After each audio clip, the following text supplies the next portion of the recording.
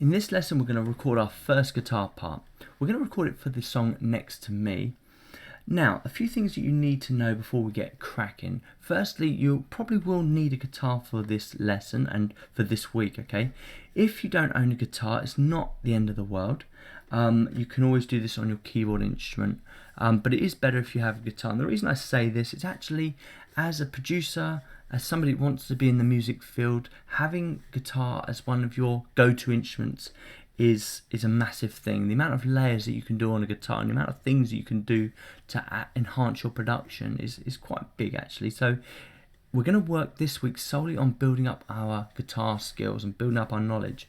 That being said, I'm going to add a lot of resources to the end of each of these posts, so you can go away and you can learn the basics of playing guitar. There's so many good videos out there that I'm going to point you towards some of these videos. I'm going to point you to some of these resources for you to do some extra study, okay? And then we can come back to this course and we can actually input some of that of which we learn. So our main mission is to record the chord patterns to Next to Me.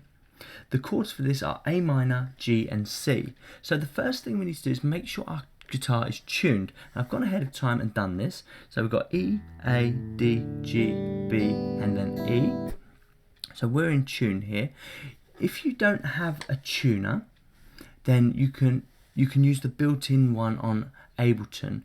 Now this version of Ableton doesn't actually have a tuner, but the new version, the one that you should be using, 9.2 does have a tuner. And all you have to do is come up to this box here, type in tuner, press enter, and then if you go to the all results button here, it should come up with the tuner, and then you can drag that to your rack and you can tune your guitar.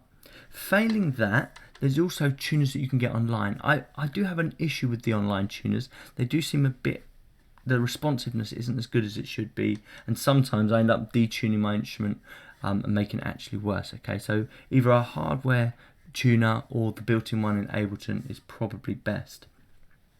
Okay, so we're going to record this. First thing we need to do is just make sure we set up our device just like we did before. So I've gone ahead of time and I've created this audio channel. All I did here again is right click, insert audio track, and then I've renamed it by just clicking on it and going rename, and I've called it guitar. Okay, so that's the first thing. Next, I needed to make sure all of my inputs worked, so I've come over to the IO button and I've clicked on this to bring up this extra panel. I've made sure it's on the external instruments, and I can get them from my live preferences, or if you're on a PC, it's option preferences. Made sure all of those devices are set up so that it goes through my audio interface, and then I've routed it to the input that I'm currently using, which is number 1, and you can see I've got lots of signal.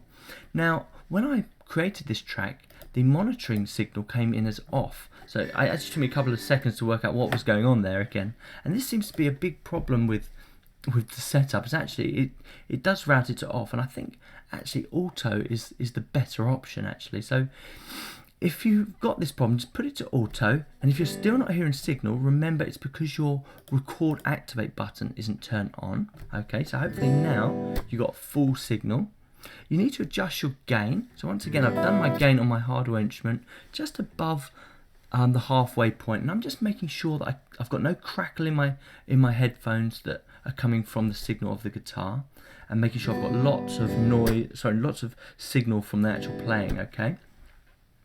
That being said, we're good to go. I need to tell you one more thing, something that I haven't told you before, and that is when you record up here in these clips, there's actually 2 ways of doing it.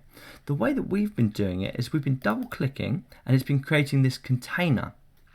And then the container says, okay, how many loops do you want, or how many bars do you want for this particular loop? And then we've been specifying the length, 1 bar, 2 bars, or whatever. We just undo that, Control Z. Now, if you don't create a container, but you arm this, and then you press the clip, what you'll find, sorry, I'm on the wrong track for some reason. And that can happen as well. Remember, because we've armed that track and we haven't armed that track, that's why I created that there. So let's just undo that as well, Control Z, and let's try this one again. So now we've got this track enabled, or in focus, and enabled for recording.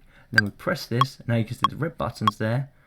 And now what happens is as it goes through, it will just keep creating. We're up to 2 bars here, we're up to 3 bars here, up to 4 bars here, and so on until I press stop. Okay, so I can press stop down here, and that will then take it out of focus after a bar. And as you can see, it's created 6 bars. So that's the other way, and that's quite nice. If you're playing something in live, you can actually just do that and just keep going until you're ready. Now, with the audio tracks, it doesn't actually give you the option of creating a container. You can double click as much as you want and it will just put it into record mode, okay? So we are going to create our container on the fly just by recording the sound in, and we'll do that in just a second. Now let me switch these over so I'm ready to record.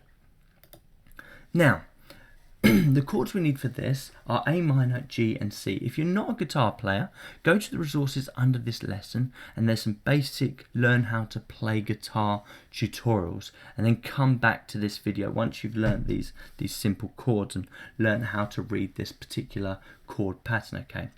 So these charts. So what we're going to do here is we're going to play to the Next to Me song. Now you've got to remember that the first chord of A minor is 6 kind of beats. So when we was playing it on piano, it was going 1, 2, 3, 4, 5, 6, and then the G was 1, 2, and then the C was 8. 1, 2, 3, 4, 5, 6, 7, 8. We're just going to play long notes for these. You may struggle getting to the G because it's such a short thing. You may struggle getting to the G, but we're going to try and get there and make it happen. So we're going to go 1, 2, 3, and then we're going to C 1, and then we're going to go to the C 1, 2, 3, 4. So let me just play that one more time. 1, 2, 3, 4, 1, 2, 3, 4. 1, 2, 3, 4, 1, 2, 3, 4. Okay, so what we can do first, before we actually start recording, we can actually play along with it. However, I've neglected to set up my track. So as you can see, there's nothing here right now. So let's click on this guitar tab, and this is where we put our rack. And we do need to amplify this a little bit more. So we're going to come to the amplifier section. So if I just collapse this, under audio effects, you'll find all these audio effects, and the one we want is this amp.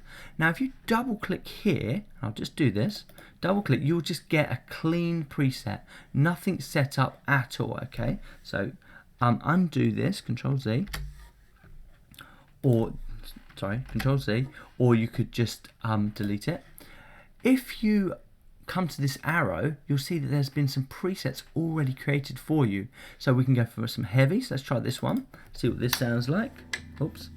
So here we go, nice and distorted. If we don't like that, we can just click on it and press delete. Let's try another one. Let's try rock. So double click and it comes down here. Let's try this, and that's quite nice. That's quite nice. But the one we're going to go for is clean. Okay, so double click here and we've got our clean preset, and I quite like this. Nice, not much different from if you just double click on the amp and get the clean preset. Okay, so we've got our amp all set up, and we can add more effects to this, and we probably will. We'll come through and we'll have a look at some of these other effects we can add. But for now, we're just going to set up an amp, and now we're going to play along with the track first. So it's the same drill as always. We're going to practice, and then we're going to record. So let's click on this clip over here. 2, 3, 4.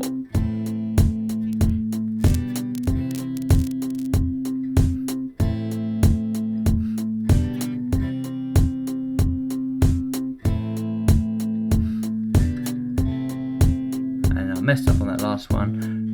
Not a problem. So we're going to stop all that. Now we're going to go for that record. So I'm just going to do one loop, and then I'm going to show you some editing things. So double click and it will put us in, or you can just press the record clip button. Let's just try it with a double click first.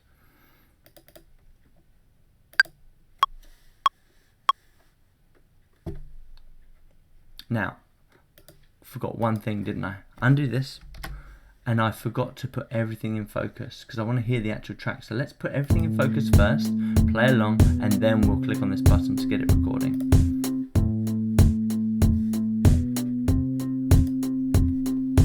Brilliant. 2.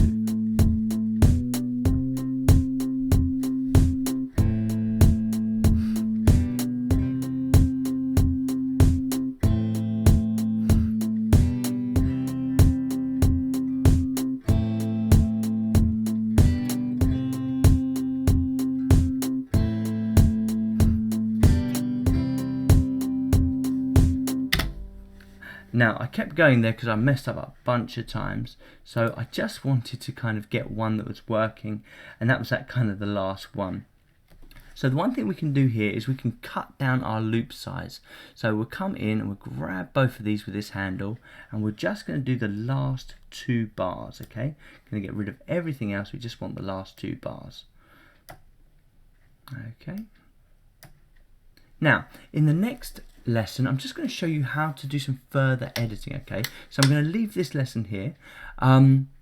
So come back in the next lesson, we'll learn how to cut up some audio, and we'll learn a few more things about the kind of audio process and how we can enhance what we're doing here. So keep practicing, record your part in, and I'll see you in the next lesson.